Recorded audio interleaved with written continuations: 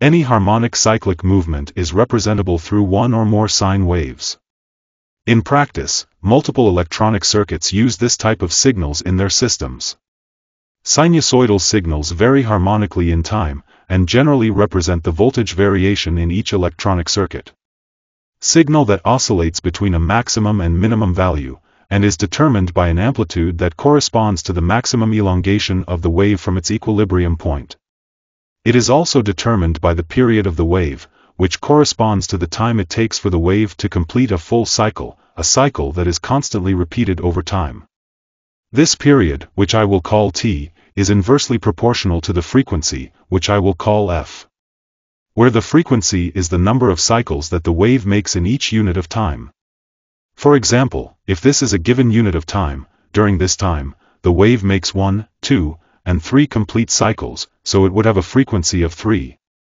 This sine wave can be represented as a function of time t with this mathematical equation, where the letter a corresponds to the amplitude of the wave, where the letter omega or w corresponds to the angular frequency of the wave, representing the number of cycles that the wave angle executes for a given unit of time. And that, if expressed in terms of the frequency f mentioned, is equivalent to 2 pi f, where 2 pi corresponds to a complete turn of the angle, 360 degrees. Finally, the phase angle, which determines the phase shift of the wave at time 0, which we will assign a value of 0. So we can express this general formula, with this specific formula for our case, in which we want to generate this type of wave, using a microcontroller, such as the ESP32 development board, or the ESP32 dev kit board that we will place on a breadboard. With a pair of DuPont cables, we will extend the GND pin, or ground of the board, and the digital pin 25, through these two pins we will generate the sinusoidal signal. To visualize the generated signal, we will use a Hantek 6022B reference PC oscilloscope, which has a USB Type-B port on one end, for power and data transmission, and has two channels for test probes on the other end. With a USB Type-A cable on one end, and Type-B on the other end, we will connect the oscilloscope port, with a USB port on the computer. With a P6100 test probe or another model, we connect and adjust the end to the first channel of the oscilloscope. And with the other end of the probe, we connect the common, with the GND pin, of the ESP32 board, and the signal clip, we connect it with pin 25 of the board. Finally, we connect the ESP32 board, with the USB port of the computer. If this is the first time you are going to program an ESP32 board, I recommend watching this video by clicking on the top of the screen, where you will learn how to install the resources of this board in the Arduino development environment, to develop and test your first program.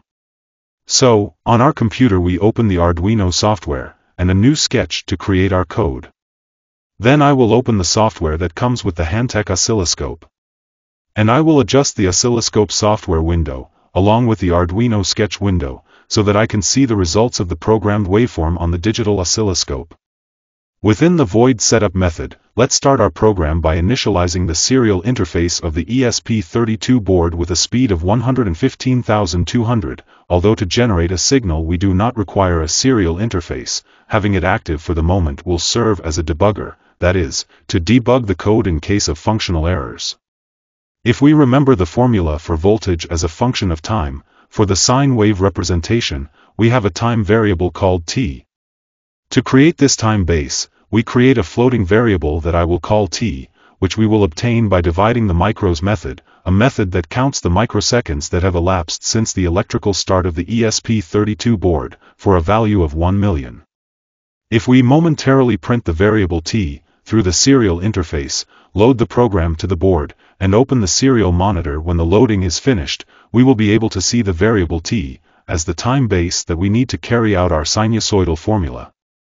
Then we create a floating variable that I will name wave. If we look at the block diagram of the ESP32 module, we can see that it has a DAC module, that is, a digital to analog converter. This will be the module that we will use to convert the digital data representative of a sine wave, into a physical analog voltage signal.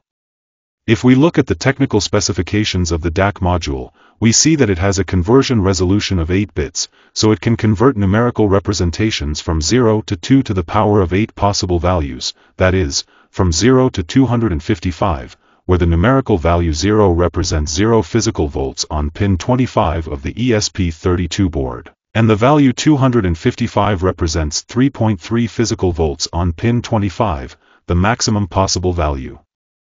Therefore, in the construction of the sinusoid function, I will momentarily place the maximum value 255 as the amplitude, multiplying it by the sine function, and within the angle of the function, as indicated by the formula, I will place 2 times pi times the frequency, which in this case I will initially test with 50 Hz, multiplying this by the time t. I will momentarily print the wave variable on the serial interface, and upload this code to the board. After loading the code, if we open the Arduino serial monitor, we can then see a variable constantly changing between the negative 255 value and the positive 255, in a numerical format with decimals. Since our DAC module can convert values to a range of integers, and not decimal numbers, I will place an instruction to convert the wave variable to an integer format, and store it in a new variable with the name wave int. Then using the DAC write method, a method to write to the board's digital analog converter module, we will write the wave int variable to pin 25. Then on the oscilloscope, I will activate the signal measurement in the parameters, maximum, amplitude, and frequency in Hertz, viewing the measured parameters at the bottom of the window.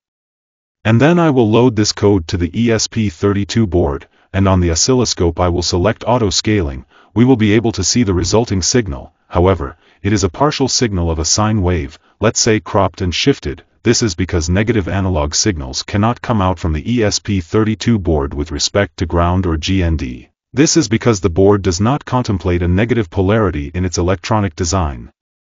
So before writing the wave variable to the DAC, I will create a new variable in which I will store the mapping of the wave int variable, which varies from negative 255 to positive 255, in a new range from 0 to 255, that is, positive numbers. And this new mapped variable will be the one that we will rewrite in the DAC write method. We upload this code to the ESP32 board, and that's it, we have the sinusoidal signal that we are looking for on the oscilloscope. Signal of which we can see that it has an amplitude of 3.2 volts, and a frequency of 50 Hz, just as we programmed it in the Arduino code. However, up to what frequency can we generate a wave of this type without losing its harmony? Well, let's try it then. Let's set 100 Hz as the frequency, and load the board. With this frequency, the wave continues to look harmonious. Let's put 500 Hz, and load the board. The wave continues to look harmonious. Let's set 1000 Hz, and load the board. At this frequency, we can see some considerable deformation of the wave, so surely from this frequency onwards the harmony and resolution of the sine wave will be lost. Let's set 100 Hz again, and modify the amplitude to 127, set the parameters of the mapping function with 127 as well.